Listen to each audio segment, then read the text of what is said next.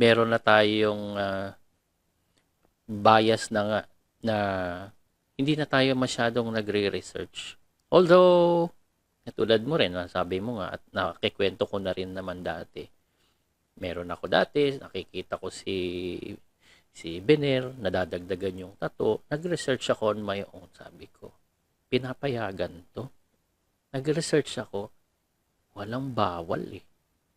Kaya sabi ko, pinapayagan to. Pero, hindi na nga umabot do sa point na naitanong ko. So, marami pa. So, yan lang nangyari kasi sa atin, mga kapatid. Do sa mga nagtatanong, nagko-comment, bakit hindi nyo tinanong dati yan? Bakit nung buhay pa si Bes hindi kayo lumabas? At et cetera, et cetera. Wala nang ibang sagot yan, kundi tapos na eh. Pag nalaman nyo ba ang dahilan, ba't di na itanong? Meron bang magbabago ngayon? Wala. Pagka ganyan ang takbo ng utak ng kausap nyo, mga kapatid, hindi yan makaka-move on. Kasi ako, katulad ko, nakwento ko na ilang beses na, hindi ko maitanong eh.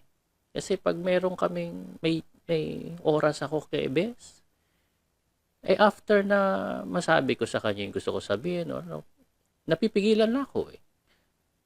At yung damdamin kasi noon, iba yung damdamin natin ngayon.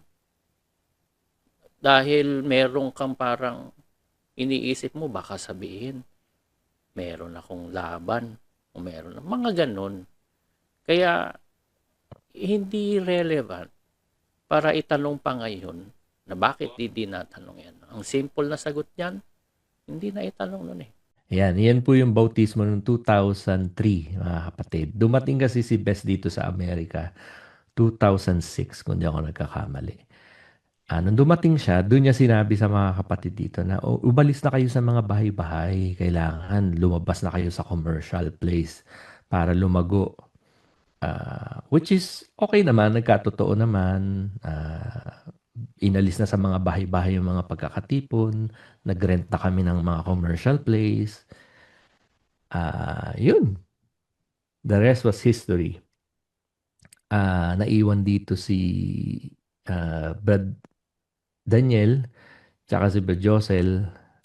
Bumili sila ng bahay. Mga sasakyan. Siguro alam naman natin. So, anyway, ayoko maligaw. So, after some time, umuwi. Bumalik na ng Pilipinas si KDR. At meron din naman akong nakausap. Alam ko yung reason kung bakit siya umuwi. Siguro some other time na lang para hindi tayo ma-off topic, mga kapatid. So, yun kasi na this is the reality. Sabi ko, I have to draw my conclusion. I have to end my cognitive dissonance. I have to choose side. Masakit sa kalooban ko, but I have to take side. Sa side ng katwiran o sa side ng comfortability. Kasi, kapag pagaganahin ko lang yung sunk cost fallacy, dito na ako matagal na eh. At saka yung tinatawag sa psychology tol na pluralistic ignorance. Nung ni-research ko siya, what it is parang walang nagsasalita. Meron kasi individually sa atin, merong naisip na parang hindi ganon. Parang may mali. But takot tayong mag-speak up eh. Na baka kasi pag nag-speak up tayo, malaman natin na hindi, ikaw lang yan. Walang ibang nakakaramdam, ikaw lang yan kasi masamang isipan mo. Mahina ang pananampalataya mo, may laban ka sa aral, may laban ka sa mangangaral. We tend not to speak. But it's the opposite. Ayan na nga, the rise of the exiters. Naglabasa na. So, isa pang effective tool is para hindi nga tayo makapag-isip on our own is pagka meron kang tanong, lalo na yung tanong na hindi naman masasagot. Kasi nagtanong ako noon eh. Aralan ng mga manggagawa back in 20, nakalimutan ko na. Nag-phone in question ako eh. Alam ko na, doon ka rin noon si Fred CJ. Kung naalala mo, nagtanong ako noon. Tinanong ko yung talata na sapagkat ang Diyos ang may ibig, lahat ng tao. Ay, hindi. Lahat ng bagay gumagawang magkakalakip sa ikabubuti ng mga nagsisiibig sa Diyos. meron kasi nagsabi sa akin na parang, tingnan mo nga yan, tol. Sabi niya ganun. Para kasing lumalabas, God is not in control. Parang, ano naman eh. Parang, Diyos ang gumagawa ng mga bagay magkalakip-lakip. Instead of parang, gumagawa na lang na walang in control. So parang napagalitan ako nun ni Bradelli. Ginamit niya sa akin yung Roma. Huwag mag-isip ng bagay na totoong matayog, kundi ayon sa kasukatan ng pananampalataya. Sabi niya, kung ano yung nabasa mo, yun ang paniwalaan mo. Which is, umami naman ako dun. Tama naman ka ako. And then, after some years, kung naalala nyo, nagpaksa si Brad Eli nun. And nothing is an accident. Di ba? Lahat niloloob ng Diyos yan. Kahit yung tingin mong aksidente lang o hindi sinasadya, kalooban ng Diyos yan. Isa sa nagamit na talata yun. And I was like, okay. Pero still, nandun pa rin ako under the spell of kailangang magpasakop, kailangan kung ano lang yung sabihin ng sugo, yun lang ang paniwalaan natin. Huwag tayong hihigit.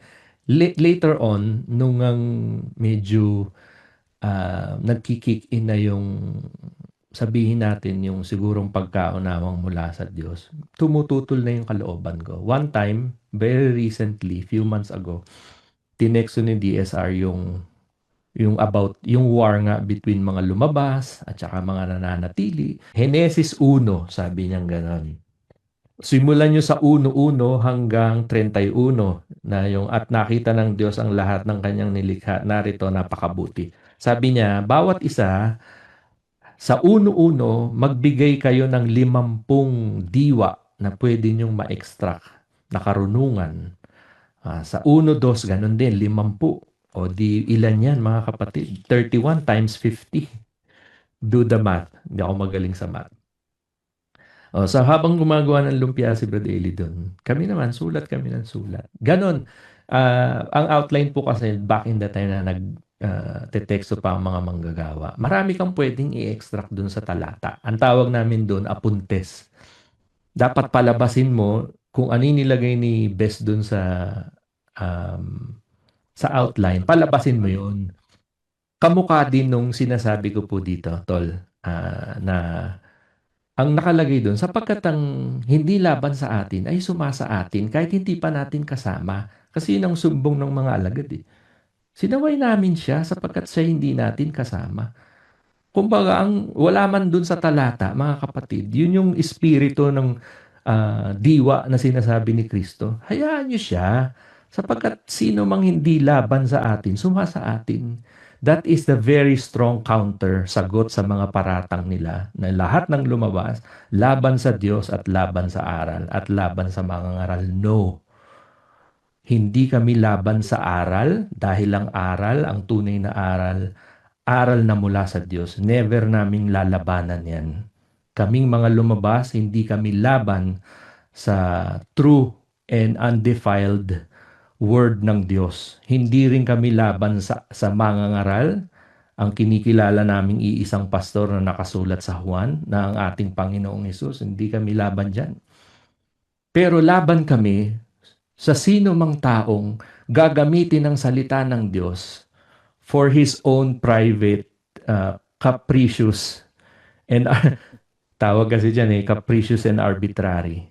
Yung capriccio mo, ipaliliwanag mo at your own whim, gusto mong palabasin yung talatang, gusto mong palabasin kahit out of context naman.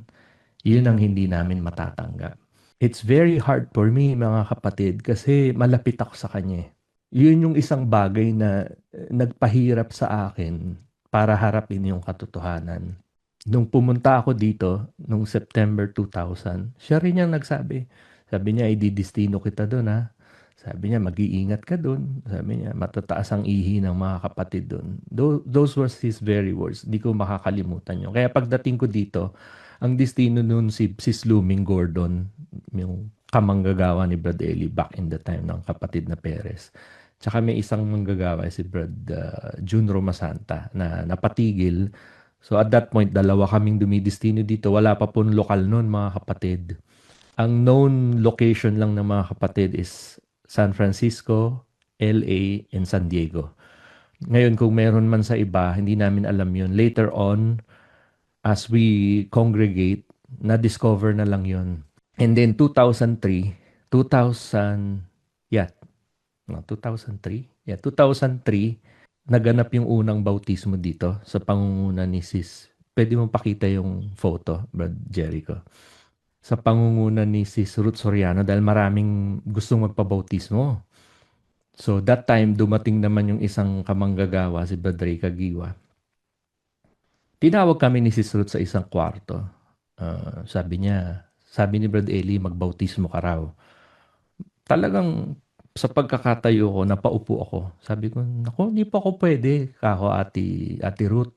Sabi niya, ikaw ang pinipili ni Brad Eli. Sabi ko, hindi po ba pwedeng si Brad Ray na lang? Ako, mas matandang manggagawa po siya sa akin. Bagong dating si Brad Ray nun. Sabi niya, ikaw ang pinipili ni Brad Eli. Sabi ko, Sis Ruth, di po ako karapat-dapat. Sabi niya, sino bang karapat-dapat? Sabi ko, Sis Ruth, di ko po alam kung anong gagawin ko. Huwag kang mag-alala, tuturuan kita. So, kinrush course ako ni Sis Ruth. Awa ng Diyos. Nakapagbautismo. Hindi ko alam kung pwede mong ilabas yun. Yung picture, sinend ko sa FB page mo. Yung isa, Brad So, Jericho, yung medyo mas luma pa yan. luma na siya 2003. So, ang nangyari po nun, nagbautismo si Sis Ruth ng mga babae. Sa akin naman yung mga lalaki. I have nothing against the DSR, and this is not because of anything. Me coming out and deciding to leave our former religion is not something personal, but it's more on facing the truth, facing reality, accepting what it is, natanggapin natin. Ito kasi ang nangyayari ngayon sa iglesyang pinagsama-samahan natin dati. Until I come across one video of Brad Eli na nasa doktrina rin. It's funny how, Brad CJ, nagdodoktrina tayo.